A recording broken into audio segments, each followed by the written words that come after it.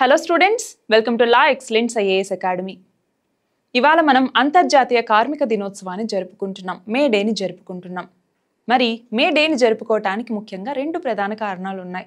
అందులో ఒకటి కార్మికులు వాళ్ళ యొక్క హక్కుల్ని గురించి తెలుసుకోవటం, రెండవది సమాజానికి వాళ్ళు చేసినటువంటి సేవలకి గుర్తింపునివ్వటం. అసలు మే డే అని ఎందుకు జరుపుకుంటున్నాం, మే 1వ తేదీని ఎందుకు జరుపుకుంటున్నాం అంటే 1886 సంవత్సరంలో ఏమైందంటే మే 1వ తేదీ దాదాపు ఒక 2 లక్షల మంది కలిసి ఇదిగో మాకు పని దినాలు కేవలం 8 గంటలు మాత్రమే ఉండాలి అన్నట్టుగా వాళ్ళందరూ ఒక సమ్మె చేశారనమాట. అందుకే మనం మే 1వ తేదీని కార్మిక దినోత్సవంగా జరుపుకుంటాం. మరి మన భారతదేశంలో ఎప్పటి నుంచి జరుపుకుంటున్నాం అంటే 1923 మే 1వ తేదీ నుంచి మన భారతదేశంలో జరుపుకుంటున్నాం. మరి మన భారతదేశంలో మొదటిసారిగా చూస్తే labour Kisan party of Hindustan అన్నటువంటిది కార్మిక దినోత్సవాన్ని జరిపిందనమాట. మరి మనకి కార్మికులు అనగానే గుర్తు రావాల్సింది 4 లేబర్ కోడ్స్. ఇంతకు ముందున్న అనేక చట్టాల స్థానంలో గవర్నమెంట్ 4 లేబర్ కోడ్స్ ని తీసుకొచ్చింది, అవునా? మరి అందులో ఒకటేంటి, కోడ్ ఆన్ వేజెస్ అన్నటువంటిది. రెండవది వచ్చేసరికి సోషల్ సెక్యూరిటీ కోడ్ అన్నటువంటిది. మూడవది code on occupational safety, health and working conditions అన్నటువంటిది. నాలుగవది వచ్చేసరికి ఇండస్ట్రియల్ రిలేషన్స్ కోడ్ అనేసి ఇలా మొత్తం 4 రకాల కోడ్స్ ని తీసుకొచ్చింది. అయితే ఇక్కడ ఇంకొకటి ఏంటి అంటే కార్మికుల్ని మనం 2 రకాలుగా కేటగరైజ్ చేస్తాం. ఏమని అంటే ఒకరు వచ్చేసరికి ఆర్గనైజ్డ్ లేబర్ అనేసి, రెండవ వాళ్ళు అన్ఆర్గనైజ్డ్ లేబర్ అనేసి. మరి ఆర్గనైజ్డ్ లేబర్కి సంబంధించి అన్ఆర్గనైజ్డ్ లేబర్కి సంబంధించి ప్రభుత్వం ఎలాంటి చర్యలు తీసుకుంది, ఎలాంటి ఇనిషియేటివ్స్ తీసుకుంది అన్నట్టుగా మనకి ఎగ్జామ్లో క్వశ్చన్స్ అడిగే ఛాన్స్ ఉంది. So first of all organised లేబర్కి గనక తీసుకుంటే ఒకటి ఈపీఎఫ్ఓ అంటే ఎంప్లాయీ ప్రావిడెంట్ ఫండ్ ఆర్గనైజేషన్ కింద మనకి యూనివర్సల్ అకౌంట్ నెంబర్ అన్నటువంటిది ఉంటుంది.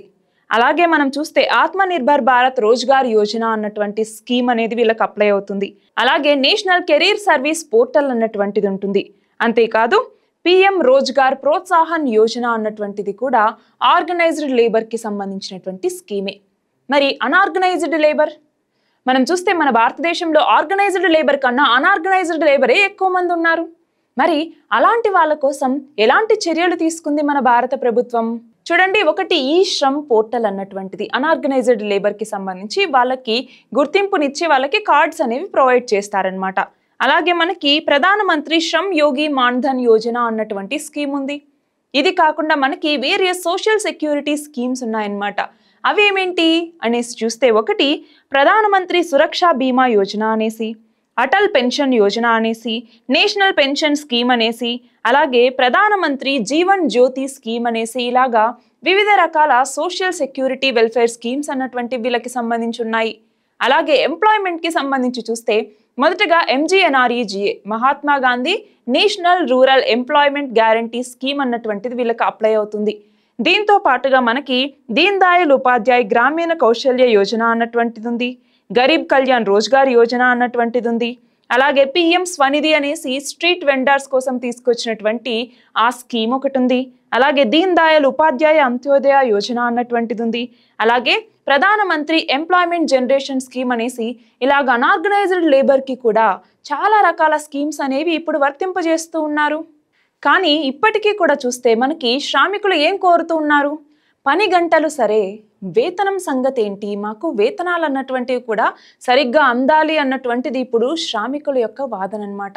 మరి ఈ నేపథ్యంలో మనకి ఏం తెలియాలి, కార్మికులు శ్రమ దోపిడీకి గురవ్వకుండా చూసుకుంటే, కార్మికులకి మెరుగైనటువంటి పని పరిస్థితుల్ని కల్పిస్తే, వాళ్ళకి సరైనటువంటి సోషల్ సెక్యూరిటీ అన్నటువంటిది అందజేస్తే, అంటే ఇక్కడ కార్మికులు శ్రమ దోపిడీకి గురి కాకుండా కాపాడాలి.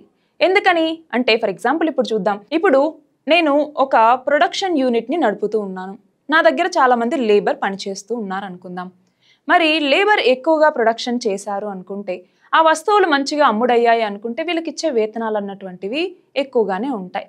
మరి వేతనాలు ఎక్కువ పెరుగుతూ ఉన్నాయి అనుకుంటే అప్పుడు వాళ్ళు వస్తు కొనుగోలు అన్నటువంటిది వాళ్ళు ఎక్కువ చేస్తారు, అంటే డిమాండ్ని పెంచుతారు. డిమాండ్ పెరుగుతోంది అంటే దానికి తగినట్టుగా ప్రొడక్షన్ అన్నటువంటిది పెంచాలి, అంతేనా?